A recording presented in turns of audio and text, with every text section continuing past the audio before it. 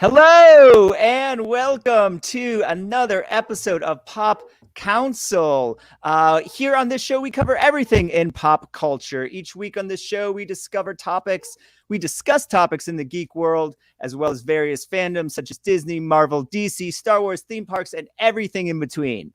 I'm Jami, Philbrick, editor and chief of Movie Phone and a member of the Hollywood Critics Association. We have a great show for you today. We will be discussing Book of Boba Fett Episode 6, the first live action appearance of Cad Bane, Dakota Johnson and Madam Web, Halle Berry gets her own John Wick spinoff, a new D&D TV series, and much, much more. But it would not be a Pop Council without my co-host, Wendy Lee. Hey, Wendy! Hello. How are you, Jami? I'm good. How are you? How was your weekend? It was actually pretty solid. I had a couple of TRPG games that we streamed on Saturday and Sunday, so I've been rolling a lot of dice. I rolled a lot of nat ones yesterday, so that was a lot of fun. My character almost died. What was that? Almost died? My character. The character that I made. She was down to 3 hit points, and I was like, "Oh, time to make a new character." Never get too attached. I played a little bit. I'm super into this role-playing video game. It's kind of like Fortnite, but it's with DC characters. It's called DC Online Universe. Ooh. Yeah, you can download it free on PlayStation 4 or 5. And so you can create your own character, or you can create your own character based on like a DC template. So my character is Grateful Deathstroke. That's his name. And it's basically Deathstroke, but he's got fire powers. He has super speed. He shoots a lot of guns. He has a mohawk instead, but wow, eye patch and all that. Yeah. So I think I'm up to like level 40 or 50 now, but there's hundreds.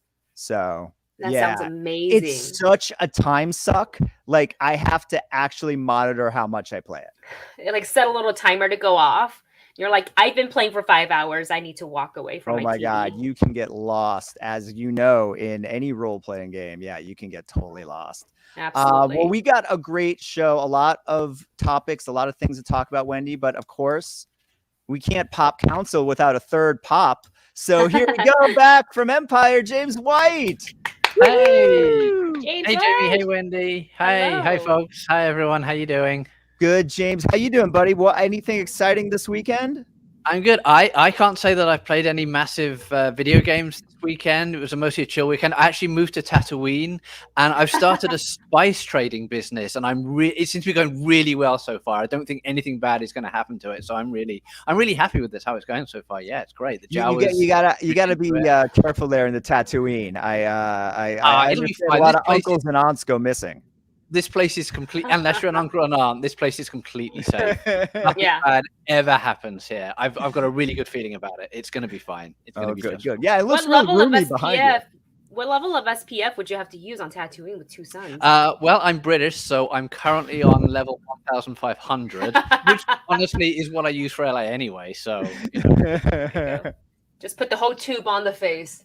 Yep. Completely. And then distribute. I'm looking into one of those still suits like in Dune, just in case. Yes. I think it should be good. That'd be great. Yeah. Now, James, you're part of the Peacemaker show that we're doing on the after show on HCA, correct? I certainly am. I am eagerly #1 stan, and I do chat with Tessa and Kay each week about Peacemaker, which I'm really enjoying. Really love that show. I think it's become incredible. I think James Gunn, given how quickly he wrote that thing, he's done some amazing work on it, and John Cena is really knocking it out the park, as is that whole cast on that show. I'm really enjoying the show. Yeah. The cast is great. Yeah, I'm really enjoying it too. Let everyone know when your show is on so they can check it out after they watch Peacemaker. The Peacemaker After Show, the Hollywood Critics Association Peacemaker After Show is on every Thursday. Drops. I think it's usually about midnight. I think it's midnight as the show drops on HBO Max. That's the usual sort of release date. And it's good fun discussion. You know, lots of chat about everything to do with that show. And like I say, 1 or 2 mentions of Eagly. Not saying who that might be. So. It's fine. We love Eagly. We love Eagly. Peacemaker is a great show. Well, obviously, I mean, for me, I have 2 weekly obsessions at this point, watching Peacemaker on Thursday mornings and watching, of course, Book of Boba Fett on Wednesdays when it drops. We've been talking the last couple of weeks about, you know, show's a little slow paced and maybe wasn't everything we wanted from a Boba Fett series. And then we got like a side episode of full on Mandalorian. And then this past week, while Boba Fett did appear in the episode, not a lot of Boba Fett screen time. And we got to see so many returning friends from the Mandalorian series. Of course, we got to see Cobb Vanth.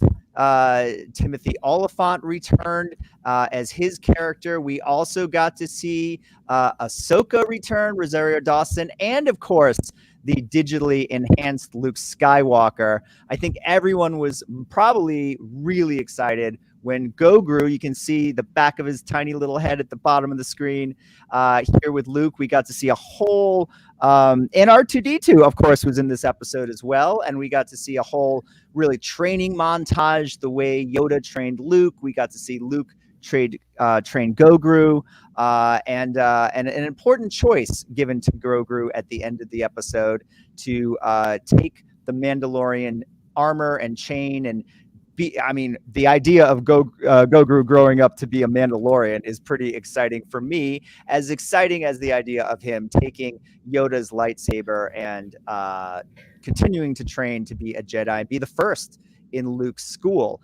We'll talk about all that in a minute, but I know there's something Wendy's been dying to talk about, and that is the first ever live action appearance of Cad Bane in Star Wars lore. We got to see him really have a sort of a high noon moment showdown with Cobb, which was pretty exciting. So let's open it up. Wendy, I want to hear your thoughts on all the cameos, on the choice that Gogru is going to have to make, and of course, the first appearance of Cad Bane. Did your mind just explode when you saw that? Like, I was thinking of nothing but you. I was like, oh my God, Wendy's going crazy right now. I screamed the second we saw the silhouette on the horizon, on the deserts of Tatooine. It was, first of all, gotta love the Western influence, which we've seen a lot in Star Wars. But, as our sheriff of the town, as Cobb Vanth kind of looks over, and I love that they used, I guess, space wind chimes to kind of symbolize there's something coming down the horizon, and almost an equivalent of a tumbleweed for me, going across the barren town. And there he was. I thought, gosh, are we really we're really going to get, a live action Cad Bane. And there is no one better to be bringing in Cad Bane other than Dave Filoni. So when it was revealed that he was, and at the time it wasn't confirmed, it was like allegedly, now we know that it is confirmed, Dave Filoni directed episode. But I thought, there's no way any other director was going to be bringing in Cad Bane other than Dave Filoni, because he spent so much time with that character in Clone Wars and also a little bit in The Bad Batch. So, first was excitement, and then it was the overall anxiety of, oh God, is he going to sound great? Is he going to look great? He's going to be good, right? It's going to be good. It's going to be great. Oh, and then the next thought was, I'm so happy he's here. He showed up. And then the next was but oh no, he's showing up in Freetown. He's walking up to Cobb Vanth, which is a new character that we've been introduced to via The Mandalorian, but a fan favorite. And I was like, does this mean we're not going to be able to keep Timothy Oliphant around? Because I didn't want that. So I was both happy and sad at the same time, but I'm so satisfied with our first look of Cad Bane. I thought, obviously, the voice, Corey Burton coming back to voice the character. I don't know if he's also the one under all the makeup, or if they had a creature performer in that makeup. But just overall, I was so happy. They got the silhouette right. They got the hat, the look, everything. I think my only nitpicky complaint, and this is extreme nitpicking, is that I wish the hat was just a little bit bigger, but then we got to think about this as live action. So you can't really have things that are like comically larger than life when we got to scale it back to a little bit of realism for live action. But other than that, I'm just really happy to see him. He definitely lived up to his reputation of being one of the baddest, if not the baddest, bounty hunter in the galaxy. And I believe on either the Boba Fett account or one of the official Star Wars accounts did tweet out a character poster for Cad Bane. I think this means hopefully we'll see him again in the season finale when we hopefully go to war with the Pikes. And other than that, it was just sort of who didn't show up in this episode. I think I had my bingo card set on Grogu, Cad Bane, and I said maybe Bo-Katan.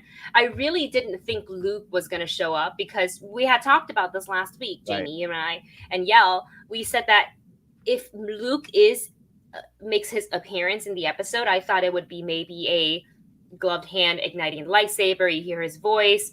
But we got so much more time with Luke, which I appreciate.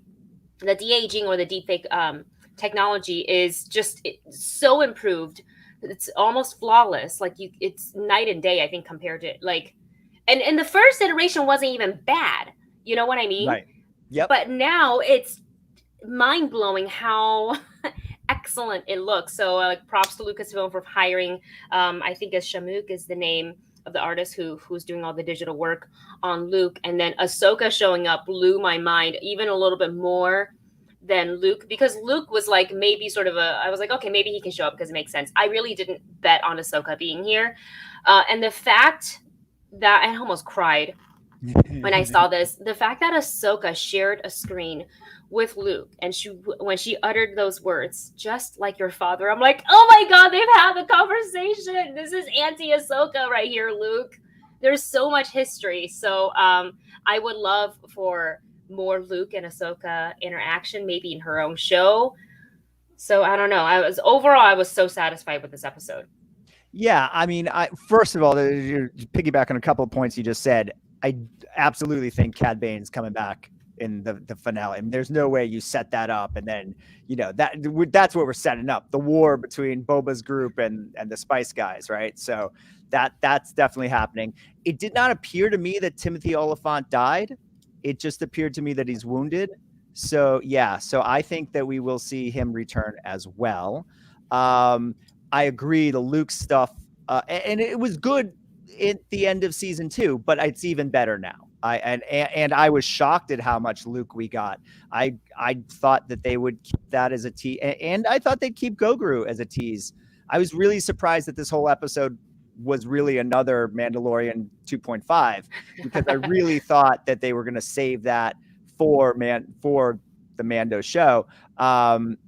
Not a huge shocker to see Ahsoka do one more guest appearance to kind of tee up her series. Was great to see that moment with her and Luke. Again, that's sort of a moment I thought they'd save for the Ahsoka show or for something else, but great, give it to us now. Like, I'm all for it. I have to say, and then James, we'll go to you. I want to hear your thoughts, but pound for pound, I think this is the best hour of live action Star Wars I've ever seen in my life.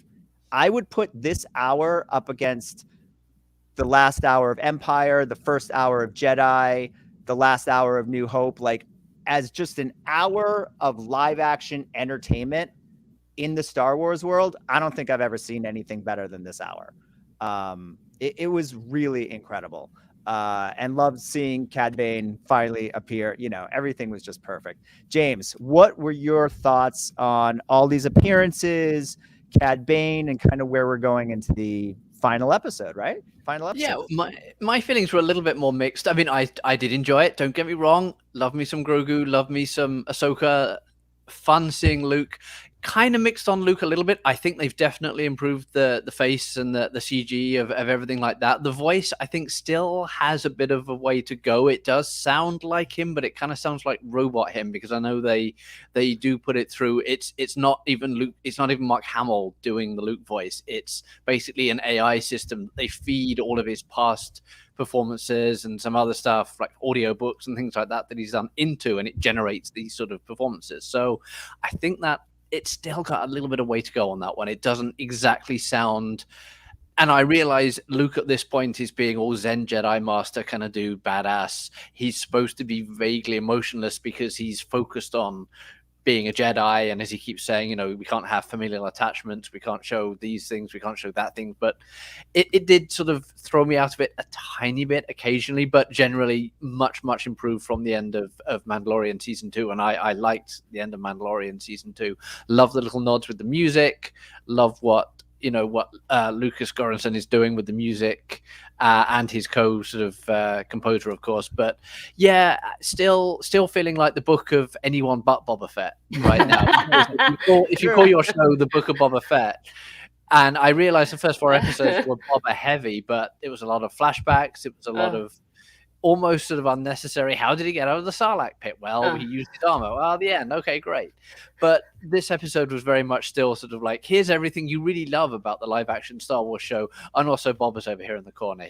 He's going to say anything. He's not going to say anything. But it's okay because you have Ming-Na Wen as Fennec Shan being a badass as usual. So, you know, I didn't mind that too much. Cad Bane, I haven't really watched much of the animated Star Wars. I watched a chunk of the Bad Batch. And saw him obviously in that, and he is a cool guy. I do wonder about his parents bringing up a kid called Cad Bane and thinking like, what's he going to be? Is he going to be a hero? Is he going to be a life-saving doctor? No, I think he's going to be a bad guy. But he is cool. He's very much in that sort of Western, sort of Lee Van Cleef sort of Western bad guy thing, showing up in the desert and putting the threat onto Cobb Vanth. I didn't necessarily see them killing off Cobb Vanth. I don't think you kill Timothy Olyphant when you can still have Timothy Olyphant. I think that's why they had this deputy around. The minute the deputy shows up, you're like, oh, what's going to happen to this guy? Dead. So yeah, I think that was probably a good move. You keep Cobb Vanth around because you kind of want to see Cobb Vanth versus Cad Bane, or you want to see Fennec Shand versus Cad Bane, because Wendy, I think they have a history too, don't they? I think there's a history between Fennec and Cobb in some previous iterations. Bad Batch. Yeah, in the Bad Batch they had faced off before. So I'd like to see her sort of be realized, oh, here's this troublemaker, got to try and take him out. Generally like the episode, just still feeling like I don't know why you do a Boba Fett show and then suddenly 2/3 of the way through, when you're barreling towards the big finale, go, you know what? We don't really care about Boba Fett that much. Let's do everyone else. Let's catch up with what everyone else is doing. Let me pose this question to both of you, because I've seen some inklings on the internet. There's a theory out there that this was not the plan, that the plan was a full Boba Fett series, and that they realized partway through it wasn't working. And if we don't want to lose Disney subscribers, we better start throwing some Mandalorian into this. Now, that's just a thought, a theory out there on the internet. I'm not saying I subscribe to it, but I'm curious what I guess my question is, do you feel there was course correction here, or are we seeing the series unfold as it was always planned? Wendy? I would like to believe that we're seeing the series as it's always planned. When you have people like specifically Dave Filoni and Jon Favreau at the helm for this, things have been mapped out for a long time. You know, they come from obviously some of the biggest Star Wars fans, and they want to take care and make sure that the story they're telling, there's a reason the way they're telling it. So I think we're gonna see it. I'm crossing my fingers that we get like the most badass finale possible. I do agree it is a little weird not seeing Boba Fett at the forefront of the last 2 episodes in his own show, but I would also like to think that this is setting it up so that his the next step in his journey is going to be really amazing. And we don't even know if, you know, this is, for example, when this season ends, that means like no more Boba Fett. I feel like he certainly will continue to make appearances in The Mandalorian. He is a Mandalorian, and, you know, there's a lot more to talk about. There's a lot more lore to happen. So like maybe we don't get a season 2 of the Book of Boba Fett, because I feel like then what do you call that? Like then it's just another, I don't know. But I feel like we will continue to see Boba Fett and Temuera Morrison in these shows, especially. I am hoping that maybe, just maybe, he can guest star as Captain Rex in Ahsoka, Old Rex. Yes. James, do you feel there's course correction happening here, or do you think we're seeing the series that we were meant to see? Honestly, I have to agree with Wendy. I don't think this is a course correction. I think they're too careful about plotting out how it goes, and I think they basically said at the Disney Investor Day, I think not last year, maybe the year before, that they were planning to sort of mix everything together and sort of blend the shows all together into one sort of giant tapestry. So I really think this is probably just that. It just I don't know. I don't feel like it's been the smoothest version of doing that, because it does feel like an abrupt sort of like, here's the Mandalorian, here's an episode of the Mandalorian that just happens to have broken in. It's like when in the 80s when they used to cross over TV shows and such would turn up on someone else's show and it'd be like, oh, here's the cast of Cheers on Sent Elsewhere or something like that. Right. So Gary Coleman on Silver Spoons. Exactly. Yeah. It's a little bit clumsier, I think, than maybe they might have hoped for, but I think this is the plan. I think this is the way.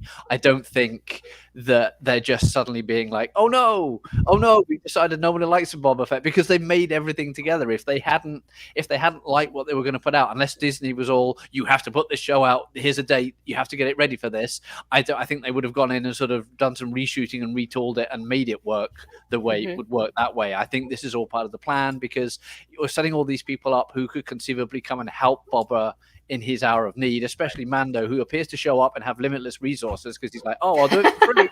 Like, dude, where are you getting all this money for these ships and everything? I know you've done a couple of jobs, but you turned down the money for that last job. How are you doing it? Have you won some money? Has someone Venmo'd you some extra cash? I don't know. Yeah, right. So, yeah, honestly, this feels like part of the plan. It just doesn't feel like 100% fully worked out plan, but I think it is a plan. I think it's Last thing I want to just get both of your thoughts on before we move off of, I almost called it Mandalorian, off of Boba Fett. I know, I've been doing that too. Yeah, right. Is clearly, whether it's addressed in the final episode of this series or addressed in Mandalorian or another series coming forward, Grogu has a choice to make. And is he going to choose to be a Mandalorian, or is he going to choose to be a Jedi? Now, obviously, we all want him to choose to be a Jedi. We're all hoping for that. I actually think the more interesting choice is going to be for him to choose to be a Mandalorian, because I think that it's a more interesting choice because it's the least expected. Also, you know, we didn't see an adult Grogu in Force Awakens or any hints of that. So my thought is that he's not going to be the first student in Luke's school.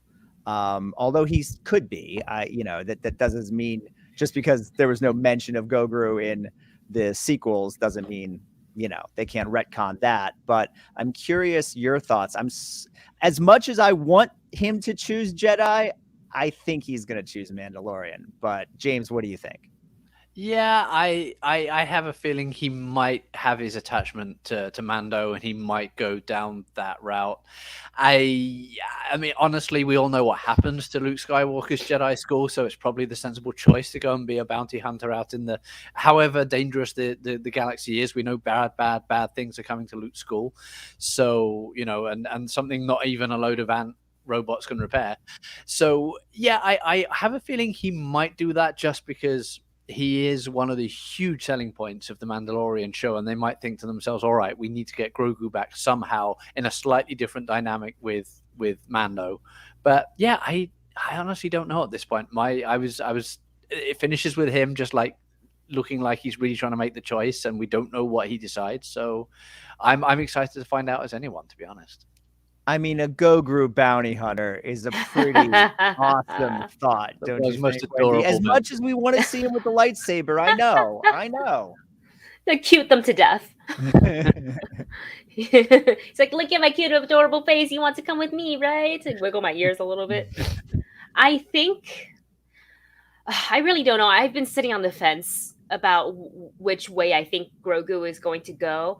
A part of me thinks he'll pick up the lightsaber because he will feel slightly, he is force sensitive. He'll maybe feel that, like, I have the responsibility to continue my training and, and walk this path. But a part of me thinks that his attachment to Din Djarin is so strong that he really might choose the little chainmail and go back to Din, and a part of it thinking too about the Naboo starfighter that or the customized Naboo starfighter that he got. There is definitely no room for a bounty. I think it's while it looks freaking cool and it can zip zap somewhere really fast, it serves a bounty hunter not great, because how is he going to carry his bounty? But there is the perfect space for a little tiny assistant bounty hunter. So that's part of the reason why I think Grogu will choose his attachment to Din over being a Jedi. And another thing where I'm thinking is, and this could be just kind of, it could be a mess, or it could be depending on how they execute it. But if, let's say Grogu chooses, the Beskar chainmail shirt, and Luke's like, all right, well, let me just drop you off at, Tatooine then what? Does he then somehow get involved with the war with the Pikes? What's his reaction going to be when he sees Boba Fett? I don't know. That could be interesting. Luke Skywalker's reaction. Is that what you're? Yeah, Luke Skywalker's reaction. Yep. No, that's it. That's a good. No, you're right. Because would he want to get? And also, I mean, I get Luke is, he's a Jedi and he's giving him the choice, and I get all that. But at the same time, is like, he's a little kid in, the way his species ages. So it's like, you're going to leave that choice to him. If he chooses to go be with these crazy bounty hunters, like, you're really just going to let, he's part of like the Yoda legacy. Like, you're just going to allow that to happen.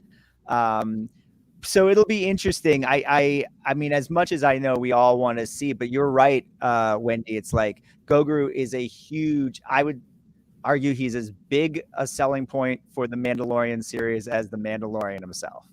And so are you going to exile him from the show?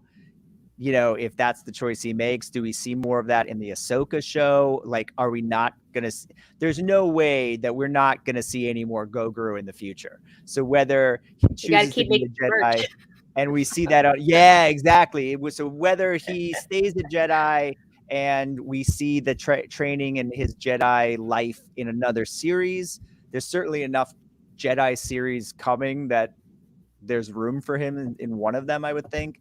Or we're going to see him go on with Mando in The Mandalorian. So a lot of interesting stuff, and we're going to have to see where it all plays out this week. But interesting news actually kind of hit right before the weekend on Friday. Actress Dakota Johnson is going to be in the Madam Web film. Now, we had heard some rumors. This isn't a complete surprise as far as a Sony making a Madam Web film. What was, I think, a surprise to some people is Dakota Johnson being cast, since Madam Web is most recognized from the comics for being an elderly woman who is sort of, I don't even know how you describe her. I was going to say, she's sort of a combination of Alfred and Jor-El from DC, if you look at it that way, with maybe a little bit of a Doctor Strange, mystical thing to her. But there's also in the comics a character named Julia Carpenter, who, when Madam Web died eventually, was able to pass all of her powers on to Julia, and she became the next Madam Web. So there's no real confirmation of which version they're going to do in the movie and which version Dakota Johnson's going to play, but you could make an argument, since she does not look like the elderly Madam Web, that she's probably doing the Julia Carpenter story, and that's who Dakota's playing. And they could, be looking at an older actress to cast as Madam Web, a Jane Fonda or someone of that caliber. Or maybe, the same way we saw Luke through digital effects and makeup, she'll play both characters. We don't know. Interesting. James, let me start with James and see your thoughts on Madam Web as a film. Where can Sony kind of go with the Spider-Man mythos in that? And then, of course, the Dakota Johnson casting. Yeah, well, it's interesting casting for sure. It was an interesting development even to begin with, the fact that they're going with Madame Web, which like the early days of Marvel. It's the Marvel MCU, I should say. It's not a character that loads of people are going to be like, oh, I know who that is. I can't wait to see that person on screen. I think most of the people who responded in comment sections when I did a news story about it were like, wait, she's playing an old lady? And Right. people seem to know about these things. Now, there is every possibility she could do both with prosthetics, with CGI, with something, or you crack open the Sony piggy bank and you hire Helen Mirren to play the Right. Madame Web characters we know, and you have Dakota Johnson play Carpenter. So That's it better than my Jane Fonda casting. Helen Mirren, much better. it could work. I mean, and she's, it's not like Helen Mirren isn't above doing popcorny movies if she'll keep showing up in the Fast and Furious. So it's not like she's like, no, art house, proper dramas, period dramas. Well, only do that. No, she's quite happy to race around the streets with Vin Diesel. So why shouldn't she get up into a life support system that acts almost like a spider and have lots of strange powers and things? So yeah, it could work. But yeah, I think the focus is going to be the Carpenter character. I think that's what Dakota Johnson will be playing. Obviously we don't know exactly at this point, but yeah, it's an interesting development because it takes the sort of Sony Spider universe in a slightly weirder direction, which I know they've tried already with Venom to some degree, and that, for all the issues you might have over the films themselves, there's no denying they've been popular. They've earned a lot of money at the box office, even during the pandemic. So going in a weirder direction with sort of Spider-Man's sort of adjunct universe is probably a good idea for Sony. It's already worked for them. S.J. Clarkson is an interesting director. I mean, she's done a lot of TV stuff. She was for a while. I don't know if she's still attached to it, but she was for a while going to make the new Star Trek movie, when whichever version Paramount was coming up with, and it's 20 million different versions of that movie. But yeah, it's an interesting development, and I'm interested to see what Dakota Johnson does with it, because she hasn't typically gone for things that are very superhero-y or genre-y. She's been very committed to sort of dramas and awards and that sort of stuff recently. So I'm intrigued to see what's tempted her to come and dabble with Madame Web, to be honest. Yeah, I like Dakota Johnson a lot as an actress, so I think she's a good choice. Yeah, Madame Web's interesting because it's a character set in the mythos in a way that if you really want to get into the Spider-Man mythology without really getting into Spider-Man, she's a good place, because if I remember correctly, James, her story sort of affects all the spider people in the spider universes. It does have some tie into that. I think. Yeah, it has some sort of ties, so it can kind of tie into all of that. And then we had also seen that they were trying to go in a female Spider-Man movie direction for a while with Sony. Wasn't Olivia Wilde attached? I think she's doing the Spider-Woman. She's doing a Spider-Woman, and we don't know if that's a Gwen Stacy Spider-Woman or a Jessica Drew Spider-Woman, or how exactly that's going to unfold. And then we do know Issa Rae is going to play Spider-Woman Jessica Drew in the Spider-Verse sequel animated film. Yeah, so we knew they were trying to kind of move in this direction. I think Madame Web's a good character, not maybe as well known, but with this Julia Carpenter angle might be something really interesting they could do. Wendy, what were your thoughts on all this Madame Web news? I was actually surprised to see Dakota Johnson's name pop up as a choice, and like you, I'm a fan of her work. So this is going to be interesting, and I am not as familiar with the comic and the origin of Madame Web. So to hear about this other character, Julia Carpenter, makes it really interesting. And the fact that we've been exploring, not the possibility, but we're starting to play in the playground of the multiverse and the Spider-Verse. This could potentially mean that, kind of what you guys have been saying already, they could, put some old age makeup on her with the help of prosthetics or whatever other, and she can play, whether it's Julia or the older version. And I think she has, in her flexibility as an actress, can take on roles of, multiple personas. So I'm very excited for this. I'm very excited for that we are expanding the Spider-Verse, so that it's not, while I love Spider-Man and Venom, and now that we're getting Carnage and all this good stuff, I I'm excited that we are, getting a Spider-Woman movie, whether it be, a Jessica Drew, that we are getting Madam Web. There's talks of Black Cat. There's maybe, hopefully, a Gwen Stacy, Spider-Gwen solo film. That is all I really want, which can open the door to other characters like Silk. So this is just, I think, a step in the right direction. I'm very excited for it. Yeah, and it's also really interesting too, I think, because, in the aftermath of No Way Home, obviously we have the MCU, and then we have other multiverses, right? We have other universes, all those kind of characters we saw coming through the clouds.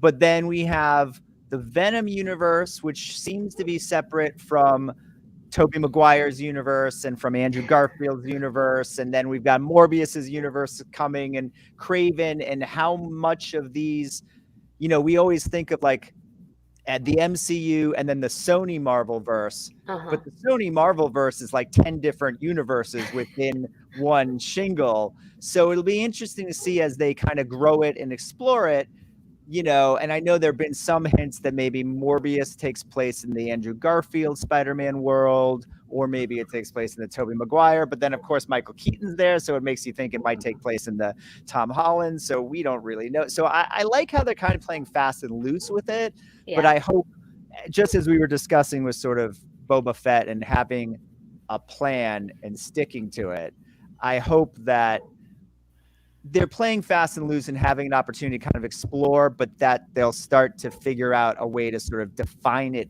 better as these movies go forward. I mean, we still are in the somewhat nascent period of creating the Sony Marvelverse. So it'll be interesting to see how they're able to sort of establish that as it goes on. So we will keep our eyes on all of that. Some other cool news this week, Halle Berry has a new film out, Moonfall, which is in theaters now, and was asked while she was promoting about the possibility of a spin-off for her Sophia character from the last John Wick film. I think she may have even said that she won't be appearing in the next John Wick movie, in John Wick 4, but that she hopes a spin-off of her character is coming down the line, and certainly we hope that the dogs will return along with her.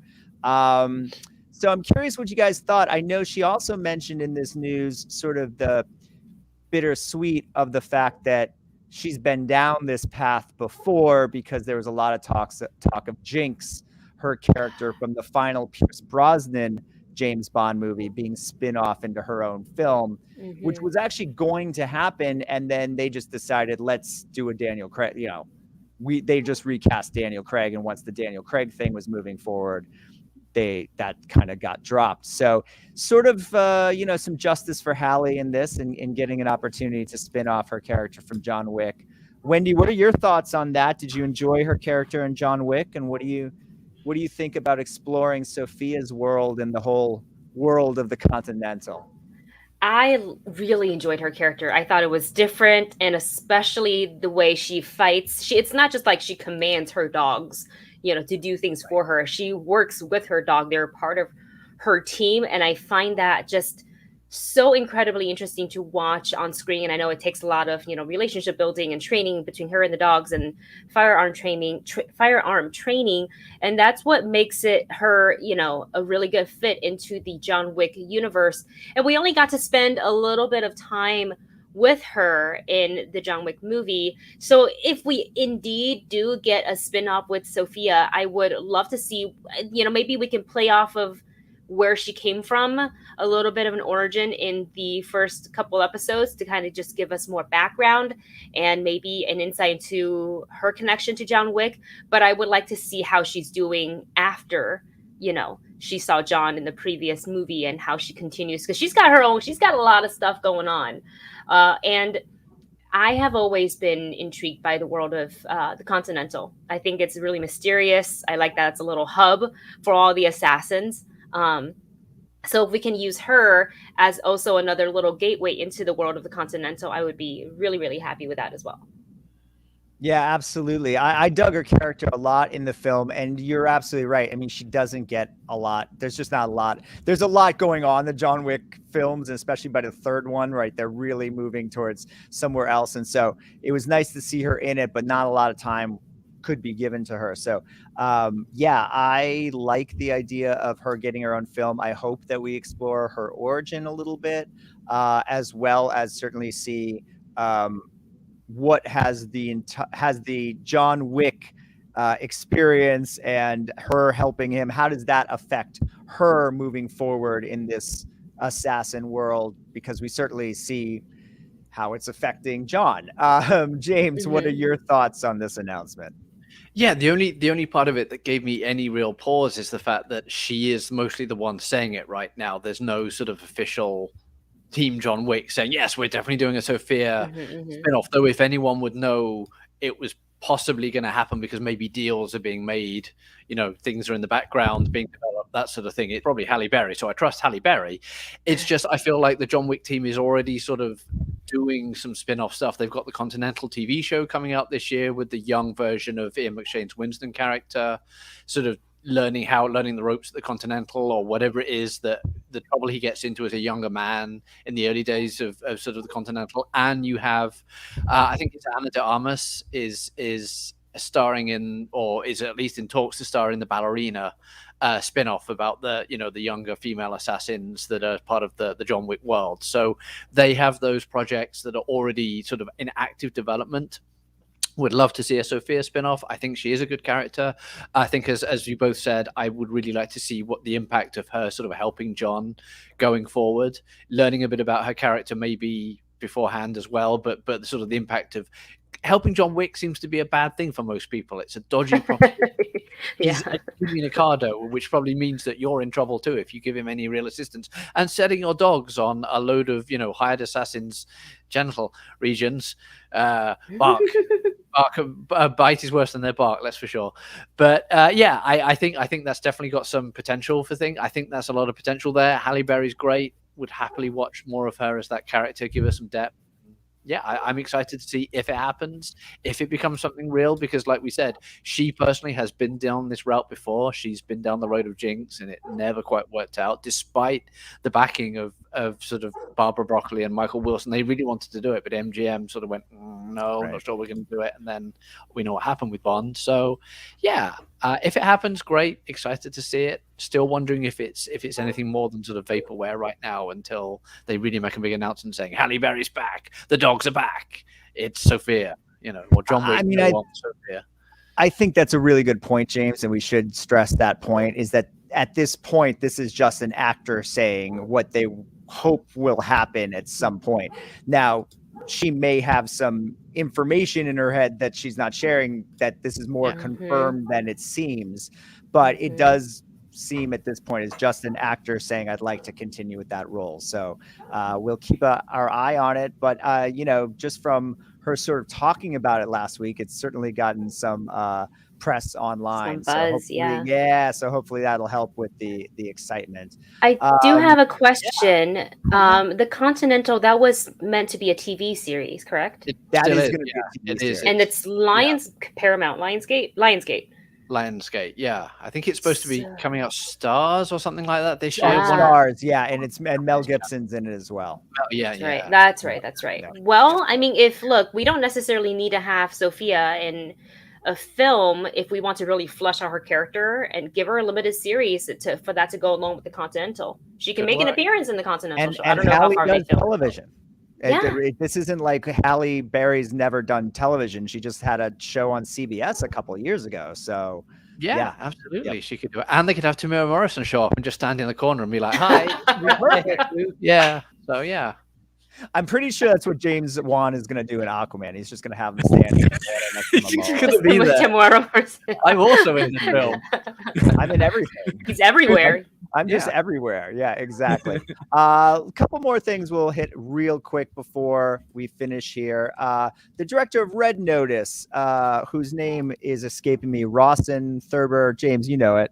Rawson Marshall Thurber. I knew there was a third name I was forgetting in that.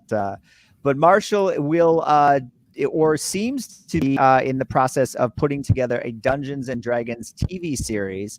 Not a lot of other information was given about this. We do know that there is a Dungeons and Dragons film that is in post-production right now, I believe, with Chris Pine. So, I thought this was interesting to talk about, Wendy, because we were just talking about the show on Amazon, the animated show last week. Vox Machina. Vox Machina that sort of comes out of the D&D world in a way. Yes. So what's going on right now, Wendy, with this sort of D&D? I haven't heard so much D&D talk since 1981. We've back got when the Satanic Panic was a whole thing. We've got a film in the works. We've got a TV show, or a film happening, a TV show in the works. Obviously, this sort of I know it's not a spin-off, but I'll call it a spin-off on the animated version of Dungeons and Dragons on Amazon. Is there like a big kind of resurgence in D&D love right now? Is that what you're sort of seeing in this? And what do you hope the series? How do you hope the series and the film are different from each other? And how do you hope that they both sort of incorporate the D&D world? So with D&D, I think it's been popular. I think it's just become sort of brought into more, I don't want to use the word mainstream, but my brain can't think of another word right now. But when it, made its appearance in Stranger Things, and, the kids play it, and it literally is like, I think how the show opens of the kids playing D&D in the basement. And that right there, started the conversation. And then if you want to get into the TRPG streaming shows, Critical Role has been doing this for years. So they have tons of followers. So D&D has always been there. And I think now it's just a lot more popular, a little bit more mainstream with not just the help of Critical Role, but also, when it made its appearance in Stranger Things. So now the movie, which is different than what we're talking about here, I believe it's been either in talks or in development for a while, other than Chris Pine being attached to it. I'm not sure if there's any other newer news. So the series, to me, sounds really, really interesting because just like what we're seeing with, the live stream shows of Critical Role, if you want to kind of break it down from how the gameplay works, it's a lot of world building. It's a lot of character building. Each character in the show, in the series, would have, obviously their backstory, their background story, and what is the adventure they're about to set on, and everything they're about to encounter. There's a lot to explore in a series. So I personally, while I'm very excited for the film, I think the series for something like a property like D&D is the way to go, because you can go week by week, and this week we have this adventure, next week we have this adventure. You can leave a cliffhanger of like this giant monster that they have to battle, whatever it may be. So I think a series is going to be really interesting. They could certainly try to tie that into the film if they do want to build their own like D&D verse. If they would just really depends on the time and the period in which like part of the world or which plane they're on. So that really all depends. But I was kind of checking out the Twitter for the director for the series, who actually used to play D&D. He had a level 13 lawful good paladin. And I was like, here is the right man for the job. Someone who's played D&D, who understand that things can change depending on how the dice rolls. And I wonder, Jamie and you and I talked about this last week when we were discussing Vox Machina and how, why aren't people using D&D as a story building device? And I think we're seeing it happen right now with the TV series. Interesting. Yeah. I mean, my only thoughts when this was announced was like, and it did seem that the TV show is being developed separate from the film. Mm-hmm. And now we may find out that they're more connected later, but that seemed like they're somewhat separate. So it seemed to me like, wow, if we're doing a film, and I'm still remembering the terrible Jeremy Irons film from the early 2000s, right? Yeah. And so we're doing a film, but then we're also going to do a TV show. And is this like too much? But what you just said, Wendy, actually makes a lot of sense because I played the game as a kid and haven't played as adult, so I barely remember even how it works. So in having you explain again, it's like, oh yeah, well that does. And so it would be interesting if they did something with the TV show that's more like that, like exploring a campaign, if you were, where the film you had mentioned, because it is from the same guys that wrote Jumanji, wrote the new Jumanjis, that it could be sort of present day kids playing the game and then they're swept into the world sort of the way Jumanji did. So, I guess the property is large enough in scope that there's a lot of different directions you can go in it. And if the fan base is large enough and you're serving that fan base with these different shows or films and different mediums, then, everyone's happy. James, what were your thoughts on this? And I mean, do you know at all how the film might be different from the TV show, or what direction the TV show might go in your guess? Well, here's the thing about the movie. The movie has been so absolutely mysterious beyond the fact that we know that John Francis Daley and Jonathan Goldstein, the guys who did Game Night, have basically directed it. And I think they wrote the most recent version of the script too. So that made me think, are they going a funnier route with it? Are they doing a Jumanji style sort of get drawn into the game, be faithful to the concept, but also have some fun with it? But we just don't know anything about it. We know it's wrapped. We know they're in post-production on it, as far as I'm aware, but there's been no pictures from it. There's been no trailers, no teasers, nothing that you would normally expect of a relatively big movie with people like Chris Pine, Justice Smith, people like that in it. I'm kind of confused as to why they're keeping it so under wraps, and I'm now starting to wonder if the early development on this TV show is maybe part of it, because maybe it is all sort of, it's the team behind the games and everything, or the people that have the rights to it are doing the movie and doing the TV show. So one of the executives did say, we're looking to build out an entire universe based on this. We're looking to, they didn't specifically drop the name of things like Lucasfilm's Star Wars TV universe or the MCU or anything like that, but they said, we're thinking that Rawson's show will basically be the launching pad. And they didn't mention the movie, but maybe the movie will tie in some way. Maybe they will go off on different tracks. It seems strange to have the movie and then have the TV show go off on a completely different path, but D&D is big enough to support all sorts of different stories. So I'm intrigued. And like what Wendy mentioned about Rawson tweeting about that his sort of past playing the game when he was first announced, I was thinking, like, that dude, he's going to be doing that? He doesn't seem like the guy. And then like, oh, okay, he's a huge nerd.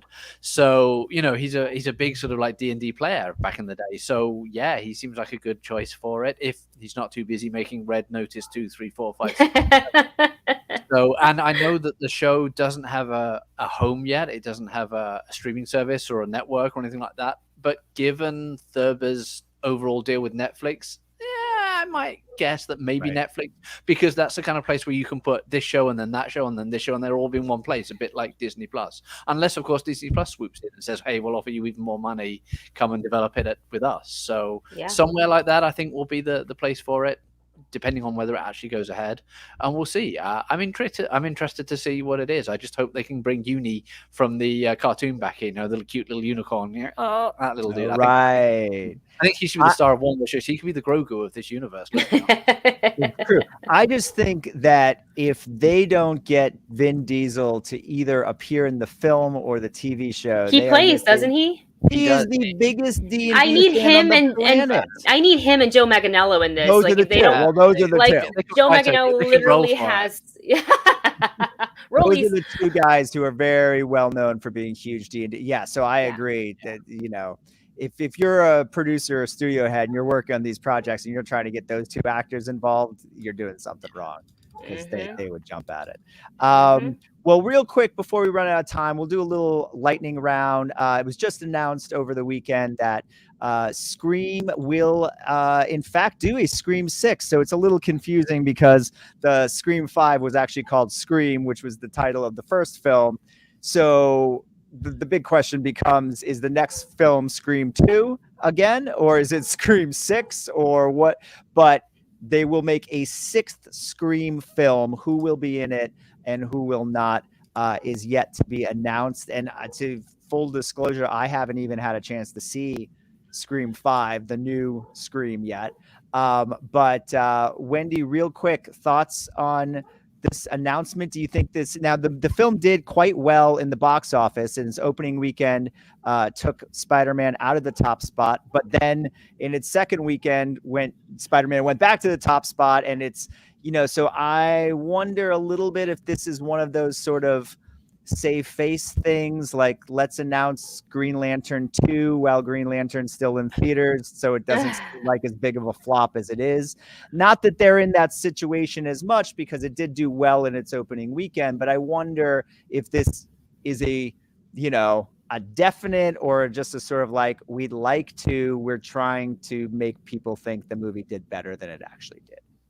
I mean, I thought the movie was quite successful, especially because they have the original cast back making their cameos in the film, and the fan response. I think the important thing is to look at the fans and how much they wanted it and were they happy with it. And I think overall people were happy with it. So, honestly, the announcement, I'm not surprised at all. I was not. The film had to have been an absolute failure for them to not go forward with it. The Scream fans have been around a long time and they're faithful. So I think as long as the story is good, the characters are good, and it's interesting, they're going to come back for more. Yeah, I completely agree. I was not surprised by this announcement at all, especially given how well it did in its opening weekend. But James, what were your thoughts on another Scream? Yeah, I saw Scream 5. I liked it. I mean, it didn't blow me out the water, but I thought the guys, the Matt and Tyler that did Ready or Not, were very, very good choices to direct it, and they really did a good job with it. I thought they managed to set up some interesting new characters, as well as giving the veterans their sort of due as well. I don't think it was a face-saving thing. I think this film really has done well enough, and the speed with which this thing has come together makes me think that they were planning this while they were shooting the original, the original, while they were shooting Scream 5. I think they're already planning, because they're literally saying that they're going to be shooting it early this summer. So they've had this thing ready to go. They must have realized that they at least were happy with it, and maybe they were waiting to see what the box office was, and that the box office has spoken and said, yeah, it's earning a decent amount of money, especially given it only cost $24 million to make. Obviously without the marketing costs, but still, it's been a success. So yeah, I'm happy to see more of it. I'm interested to see where they go with it, given what happened in the fifth Scream. Won't say anything else because spoiler alert and everything like that. But yeah, I'm interested to see whether they try and drag in other franchises. Although I'm not sure we need another Scream, if you know what I did last Friday the 13th on. So I don't know. Maybe they will try and like tease a little crossover or something like that. We'll see. It really depends. I'm just wondering where the characters go from here, but I think they've built some interesting characters up. So yeah, I'm happy to see where the story goes from here. Yeah, absolutely. Well, I'll tell you where our story goes from here. We're done. This is a show. That's a wrap. We want to thank our audience for tuning in, and we want to remind you we are just one of the shows that you can see here on the Hollywood Critics Association's YouTube page. So please be sure to hit the subscribe button, like this video, and tune into Pop Council every Monday at 11 a.m. Pacific time. You want to make sure that you're checking out HCA's Book of Boba Fett after show, as well as the Peacemaker after show, co-hosted by our buddy James White.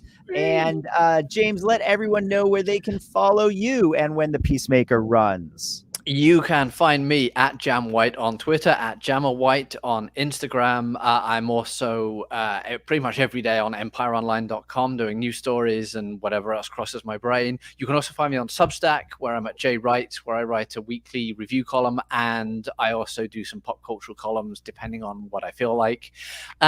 Peacemaker show every Thursday at midnight. Generally, it tends to drop, and we just chat all things Peacemaker, myself, Tessa, and Kay from my fellow Hollywood Critics Association gang. We discuss all things Peacemaker, mostly Eagly, mostly me talking about Eagly, won't deny it. So that's where you can find me, should you so choose. Awesome. We will choose. And Wendy, where can everyone check out your stuff? You can find me talking about movies, trailers, and TV shows on YouTube over at the Movie Couple channel, streaming various games on Twitch, twitch.tv/Wendy Lee Szany. And you can just find me doing, random stuff, Twitter, Instagram, random posts, just my name at Wendy Lee Szany. All right. And I'm Jami Philbrick. You can follow me at Instagram and Twitter at Philbrick. You can find me at just my name on Facebook. And please check out Movie Phone for all your movie reviews, interviews, news, and show listings. Until next week, we will see you then. Thanks so much for hanging out with us on the Pop Council. Bye. See you later. Bye. See ya.